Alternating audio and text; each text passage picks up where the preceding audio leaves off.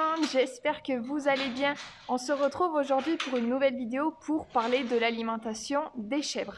Alors avant que vous voyez comment ça se passe dans la journée au niveau de l'alimentation, je tenais à vous faire quelques explications afin que vous compreniez mieux par la suite pourquoi on fonctionne comme ça. Alors dans un premier temps, il faut savoir que nos chèvres ne pâturent pas pour la simple et bonne raison que nos pâtures ne sont pas à côté de l'exploitation. On a juste une prairie à 700-800 mètres à côté du bâtiment, sauf qu'une seule pour gérer avec le parasitisme et pour pouvoir faire une rotation, ce n'est pas du tout possible. Et toutes nos autres pâtures sont à environ 4 km et on a 2 zones à traverser ainsi qu'une départementale.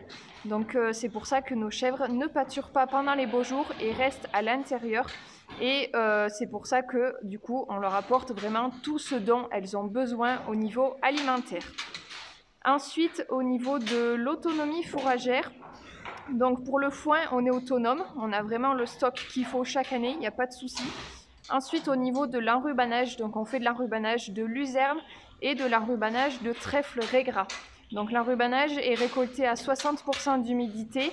Et ensuite, lorsqu'il est round-ballé, il y a les couteaux qui sont utilisés donc sur le round-balleur et les brins sont coupés à environ 15-20 cm.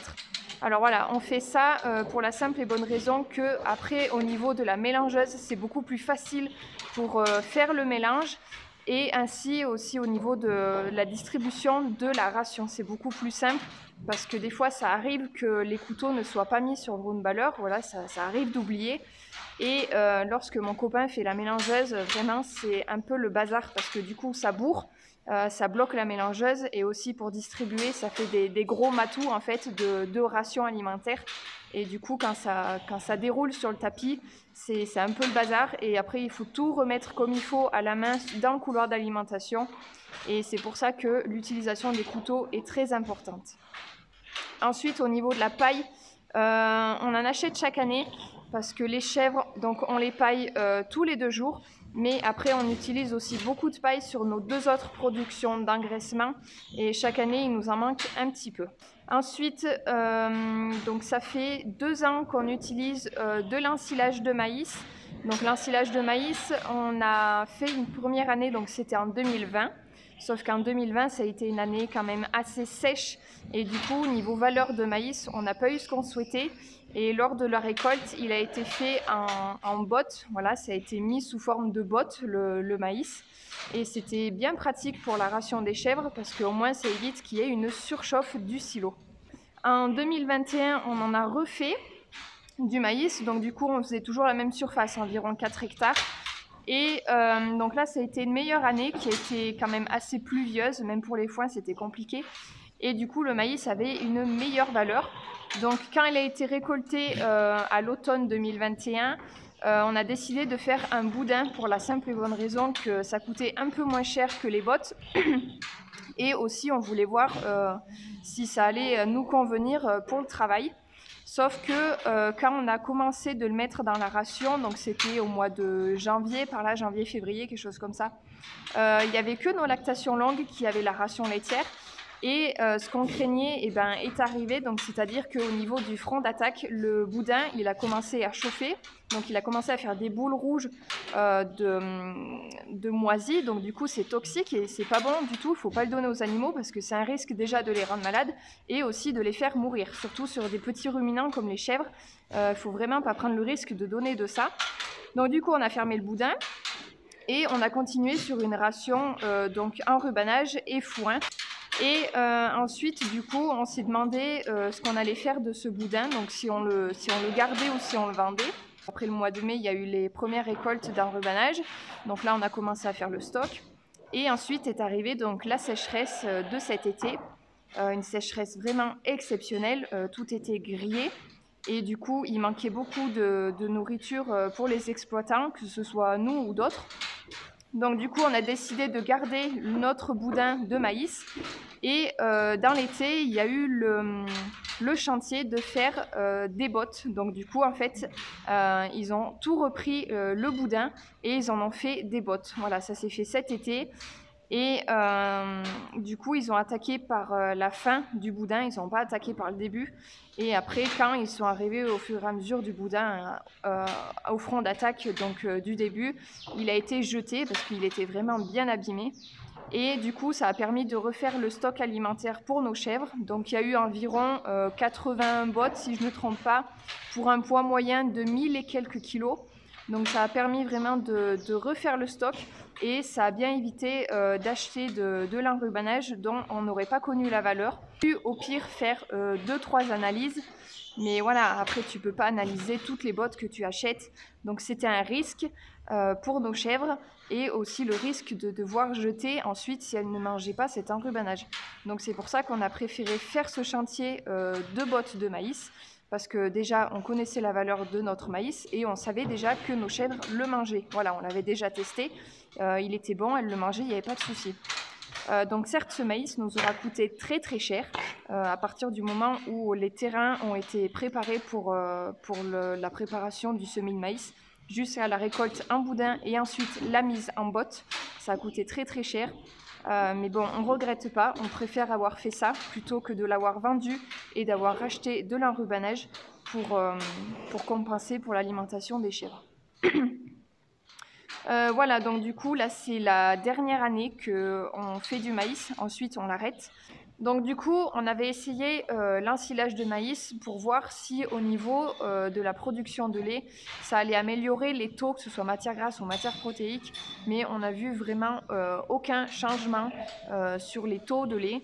Après, ça a permis d'apporter de la fibre quand même dans la ration et d'avoir un meilleur état corporel de nos animaux. Le maïs, ça entretient quand même l'état physique des animaux. Mais au niveau du lait, voilà, ça n'a absolument rien changé sur les taux. Donc c'est pour ça qu'on ne le continue pas. On restera sur une ration foin et enrubanage. Ça fonctionne très bien aussi comme ça.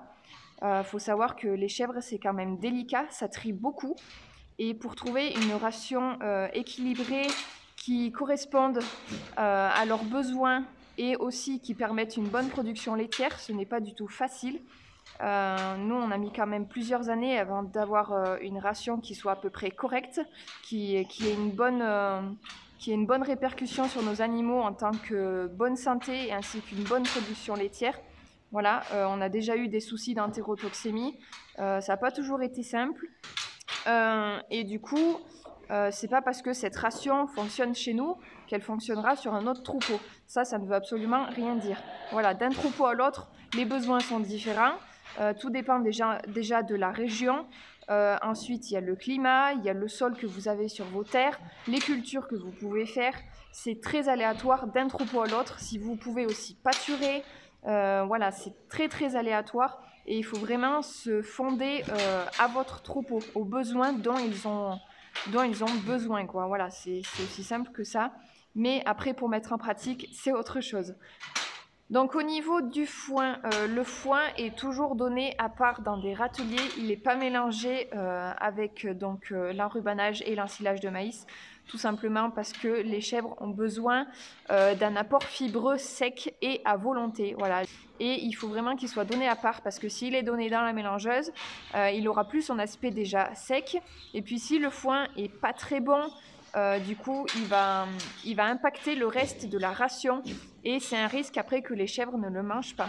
Donc c'est pour ça que ça fait au moins 3 ans qu'on donne le foin donc en dehors de la ration et à volonté dans les râteliers. Et c'est très très important pour leur rumination. Donc ensuite, à partir du moment où je fais les échographies en janvier, donc 3 semaines avant, la ration est modifiée pour les chèvres qui sont gestantes et tout au long de leur gestation, la ration est complémentée avec des compléments alimentaires jusqu'à 15 jours après leur mise bas. Mais ça, je vous en parlerai mieux quand ça sera le moment parce que sinon, là, si je vous en parle maintenant, ça va durer 3 plombs la vidéo, ça va être très long. Mais je vous expliquerai mieux tout ça l'année prochaine dans d'autres vidéos. Donc voilà, et après aussi, on n'hésite pas à faire de temps en temps des analyses de fourrage pour voir si la ration est bien équilibrée ou s'il faut qu'on la complémente avec des compléments alimentaires ou s'il faut diminuer, augmenter un certain fourrage ou autre. Voilà, il ne faut pas hésiter à faire des analyses parce que c'est quand même assez important. Au niveau petits ruminants, l'alimentation n'est pas simple du tout. Voilà, donc là je pense que j'ai fait à peu près le tour des interrogations que vous pourrez vous poser pendant les prochaines vidéos que vous allez voir là. Bien sûr, si vous avez des questions, n'hésitez pas à les poser dans les commentaires. Si je suis dans la capacité de vous répondre, je vous répondrai. Et je vous souhaite un bon visionnage.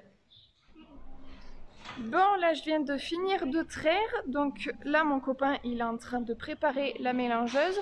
Donc on distribue une nouvelle ration tous les matins. Là maintenant je vais nettoyer tout le couloir d'alimentation. Voilà, donc les refus, selon ce qui reste, si c'est encore bien mangeable, je le donne donc aux taris et aux chevrettes qui sont là et aux réformes qui sont de l'autre côté. Et si vraiment il n'y a plus rien à manger, donc le foin je le jette dans l'air paillé et tout ce qui reste de la ration d'ensilage de maïs et d'enrubanage, je le mets au fond là-bas, au milieu du couloir et après on le jette dans une remorque et après ça va au tas de fumier. Donc dans ce lot, il y a des chevrettes et des chèvres qui sont taries et il y a aussi un bouc, le cornu ici. Et là-bas, c'est mes réformes. Donc les réformes, elles ont du foin à volonté, du sel et de l'eau. Et pour celles-ci, donc pour les taris et les chevrettes, donc elles ont, donc, comme je vous ai dit, les refus si c'est bon.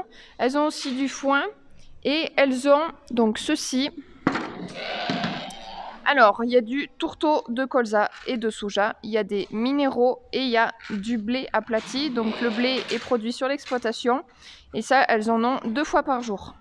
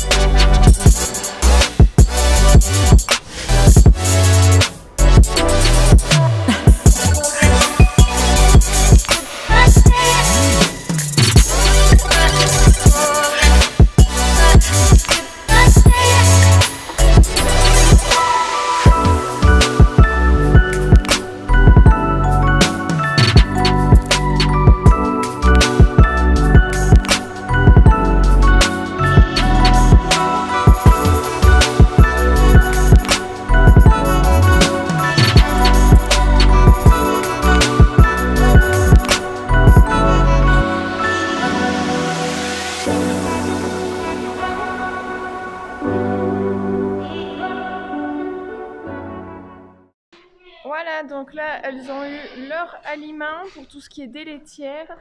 Et celles-ci, donc elles ont les refus de la ration des chèvres, donc de la veille. Et elles auront en plus du foin.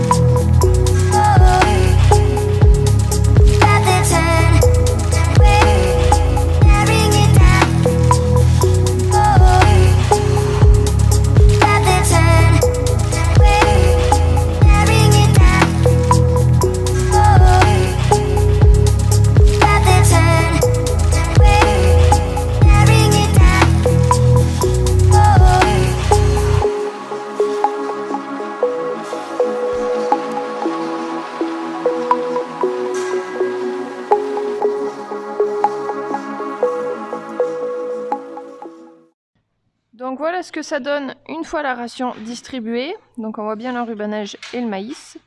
Donc en premier, il met l'enrubanage parce que c'est le fourrage le plus fibreux, le plus grossier. Donc ensuite, il le laisse se mélanger dans la mélangeuse, histoire que la vis donc, du milieu, qui est équipée de couteaux, l'ait bien coupé et mâché. Ensuite, il met le maïs. Il laisse mélanger. Du temps que ça se mélange, il met dans le godet du télescopique tout ce qui est complément alimentaire pour compléter la ration, donc c'est-à-dire le sel, la céréale aplatie, le tourteau de colza et de soja. Il y a aussi du minéral et il y a aussi une partie de l'aliment chèvre laitière. Donc on ne met pas tout dans la ration chèvre laitière, on complète ensuite au seau parce qu'il faut fractionner les repas d'aliments pour les chèvres. Donc voilà comment se présente la chèvre laitière. Voilà, donc c'est des petits granulés. Et on donne ça donc après la traite le matin et le soir aussi après la traite. Et on met des couvercles, tout simplement parce que sinon les moineaux ils viennent s'y rouler dedans et faire leur caca.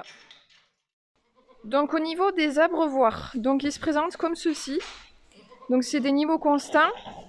Donc là ils viennent pailler, donc du coup j'enlève tout le surplus de paille avec une épuisette.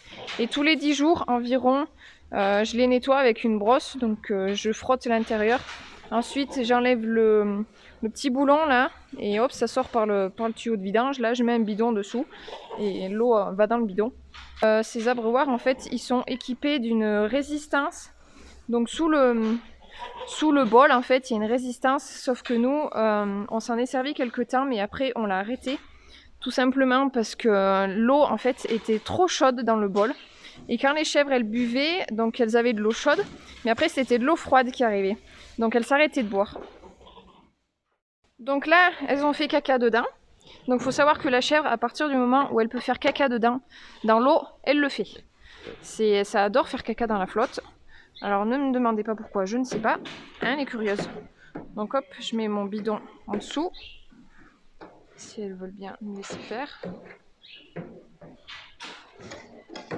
Hop. Donc là après je finis de nettoyer avec ma brosse. Donc là en fait elles font caca dedans parce qu'elles se juquent là, sur le bord. Et après elles ont les fesses en fait à portée de l'abreuvoir. Et elles font caca et elles se rendent pas compte qu'elles font caca dans l'eau. Dessin.